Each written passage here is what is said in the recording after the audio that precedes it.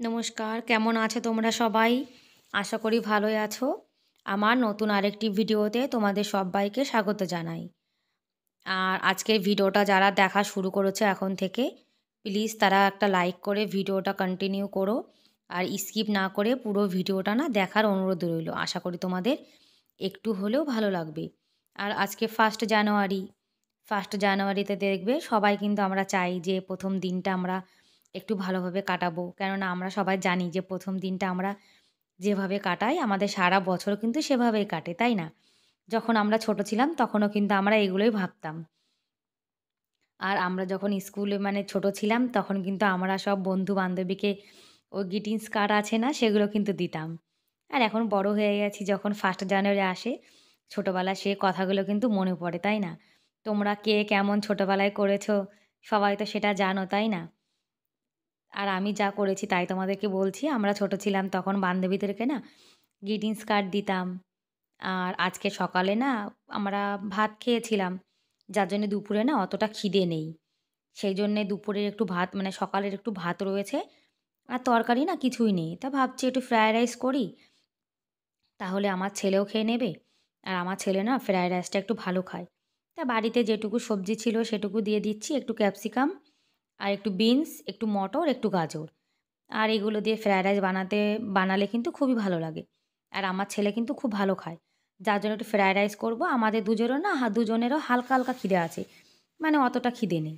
আর আমরা না দেখেছি যেদিন সকালে আমরা মানে পেট ভরে ভাত খাই, সেদিন দুপুরে না আমাদের একদমই খিদে পায় না। আর যেদিন রুটি খাই সকালে সেদিন তাড়াতাড়ি একটু খিদে পেয়ে যায়। হালকা খিদে রয়েছে সেই জন্য না ফ্রায়েড রাইস বানিয়ে নিচ্ছি। ৩ জনেরই হয়ে যাবে। আর জানো তো শীতে কিন্তু একদমই কাজ-বাজ করতে ইচ্ছা করে না। শুধু মনে হয় যেন কম্বলের মধ্যে না বসে থাকি। আর এখন কি করব বলো? কাজ তো করতে হবে। এখন সংসারে তো কেউ নেই যে সে কাজ করে দেবে। যে কাজটা আমি ফেলে রাখবো সেটা কিন্তু সেভাবেই পড়ে থাকবে। আর তো কেউ নেই যে করে দেবে। সেই জন্য একটু লেট করে হোক, যা করে হোক করতে তো হয়। আর এখন মানে খুব শীত পড়েছে তো যার জন্য আমার ছেলের স্কুলটা কিন্তু ছুটি। ৬ তারিখের পরে না স্কুল খুলবে। আর যে কদিন স্কুল ছুটি আছে একটু আলসেমি করে রান্নাবান্না করি আর কি করব। আর একটু না গরম মশলার গুঁড়ো আর কাসুরি মেথি দিয়ে ফ্রাইড রাইস করব। আর কোনো পেঁয়াজ রসুন কিন্তু কিছুই দিইনি, ডিমও দিইনি এর মধ্যে। যারা এখনও পর্যন্ত আমার ভিডিও দেখছো তাদেরকে অনুরোধ করব যদি ভিডিওটা ভালো লাগে তাহলে প্লিজ একটা লাইক করে দিও। আর এরকম ভিডিও তোমরা যদি আরও দেখতে চাও এবং আমার ভিডিওটা দেখছো কিন্তু আমার চ্যানেলকে এখনও সাবস্ক্রাইব করোনি, তাদেরকে অনুরোধ করছি প্লিজ আমার চ্যানেলটিকে তোমরা সাবস্ক্রাইব করে আমার এই ছোট্ট পরিবারের পাশে থাকতে পারো। আমার ছেলেকে না একটু সাজিয়ে দিয়েছি প্লেটে তাহলে খুশি হয়ে যাবে।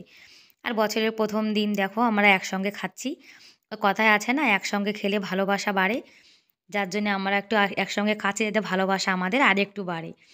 আর বছরের ১ম দিনটা আমরা যেভাবে কাটাবো সারা বছর তো সেভাবেই কাটবে। যার জন্য না একসঙ্গে খাচ্ছি।